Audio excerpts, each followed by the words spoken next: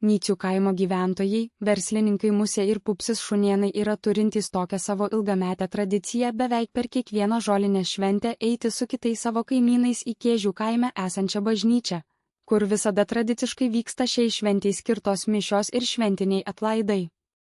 Bet per šiųmetę žolinę nyciečiai Musė ir Pupsis sugalvojo ir pasielgė visai kitaip, su automobiliu nuvažiavo tiesiai į Vabalninką, esantį Biržų rajone, kur kasmet grandioziškai yra švenčiama žolinė, ten susirenka minios tikinčiųjų, bet patys Šunėnai itin retai savo gyvenime net pačiame tame miestelyje iš viso apsilanko. Tačiau šiandien ta verslininkų pora ėmė ir padarė išimtį, nes patys vieni iš viso savo kaimo nuvyko tiesiai į tą žolinę Vabalninko bažnyčioje, kur irgi buvo net sausakimša nuo čia susirinkusių daugybės gyventojų. Įžengę į bažnyčios vidų, Musė ir Pupsis tuoj ir ėmė dairytis, kuriame suole jie čia galėtų susėsti ir dalyvauti su visais netrukus įvyksiančiose mišiose. Kaip kad nemažai kitų asmenų, nycietė Musė savo rankoje irgi laikė atsinešusi pievoje nuskintą įvairių žolynų puokštelę, kurią norėjo, kad kunigas vėliau pašventintų. Štai tai pakankamai visai smagiai ir Šunėnai paminėjo šią paskutinę gražiausią vasaros meto šventę. 2022 m. rugpjūčio 15 diena. Štai kūrybiškas aprašymas, kaip galėjo atrodyti verslininkų iš Nycių kaimo poros Musės ir Pupsio įėjimas į Vabalninko bažnyčią bei jų pokalbis tos didžios vasaros brandos šventės akivaizdoje. Įėjimas į bažnyčią.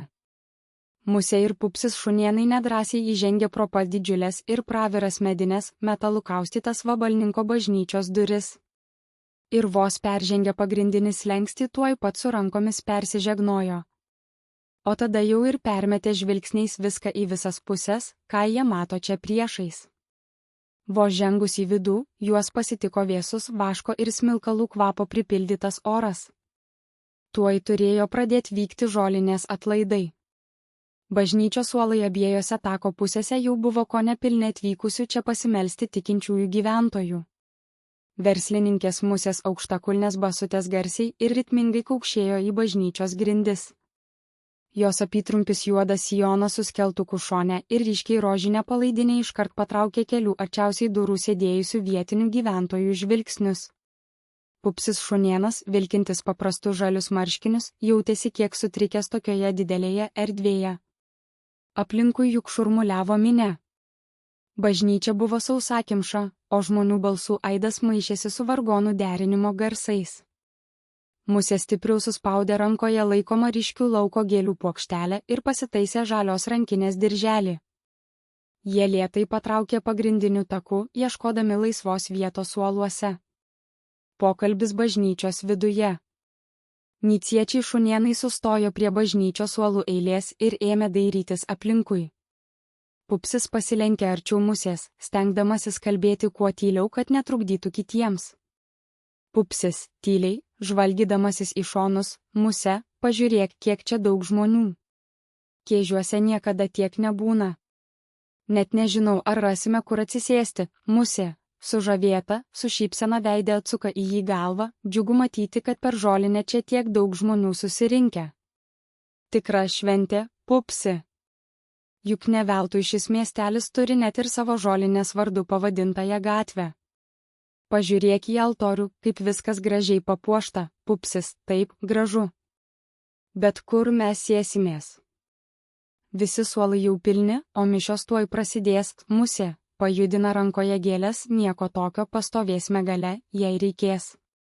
Svarbiausia, kad atvažiavome. Žiūrėk, visi atsinešė žolynų. Kunigas tikrai turės daug darbo juos šventindamas. Manoji puokštelė irgi gaus palaiminimą, Pupsis, šypteli, nurimęs tavo tiesa. Reikia tikėtis, kad ir mūsų šioji puokštelė gaus bent mažą dalį to šventinto vandens lašiukų. Gerai sugalvojome šiemet pakeisti tradiciją ir atvažiuoti į Vabalninką. Tokia minia tikrai sukuria ypatingą nuotaiką. Net neabejoju tuo manydamas, kad didžioji dalis čia susirinkusiųjų asmenų atvažiavo ir atėjo į šią šventovę ne vien tik pasimelsti, bet ir parodyti save iš gražiausios pusės bei pasižiūrėti į kitus gyventojus. Juk tu tik pažiūrėk, kaip visi šiandien labai gražiai įsidabinę, pasipuošę, susišukavę, va ir kiek moterų jau mačiau pro šalį praeinant su ilgomis, švariomis ir išlygintomis savo suknelėmis. O vyrai irgi stengiasi nenusileisti ir daugumoje irgi gerai, gražiai atrodo, nusiskutę žandus ir susišukavę. Taip tikrai labai gerai buvo mudviejų sumanyta būtent čia tokios šventės proga atvažiuoti pasimelsti. Savo vyro kalbai garsiai pritarė Nycių kaimo verslininkė. Mums gretimo Kėžių kaimo maža bažnytėlė neprapuls kuriai dienai ir be mūsų, nieko blogo jai nenutiks, kad šiemet mudviejų ten visai nebus. Nes reikia juk ir kartkartėmis vis praplėsti savo pačių akiratį. Paskui Musė linktelėjo savo pačiai su galva, dar kartą pasidairė po didingą bažnyčios erdvę ir jie abu pasiruošė klausytis prasidedančių šventinių mišių. Paėjėję kiek į priekį artyn altorius, šio iniciečių verslininkų pora netikėtai aptiko savo pusėje ir kelias laisvas, dar likusias vietas atsisėsti ant suolo. Tad ten tuoj pat jiedu ir nieko nelaukdami įtaisė, šalia kažkokios senos žilagalvės močiutės sėdinčios, abiem rankom tvirtai įsikabinusios savo lazdos. Priešais ją jau stovėjo padėta ir atversta močiutės asmeninė malda knygė, vadinasi, ji jau ruošiasi liturgijai. Musė ir jos vyras Pupsis susispaudė greta irgi sėdėti šalimais, Musė po to tuoj pat įsitraukė iš rankinuko savo mobilųjį išmanųjį telefoną, įjungė jame netrukdymo režimą, po to tą telefoną vėl įsikišo rankinuko vidun, savo apnuogintas dailės kojas viliokiškai užsikėlė vieną ant kitos, kairę ranką apkabino Pupsį per patį, tada lengviau atsikvėpė ir nukreipė savo žvilgsnį tiesiai į priekį.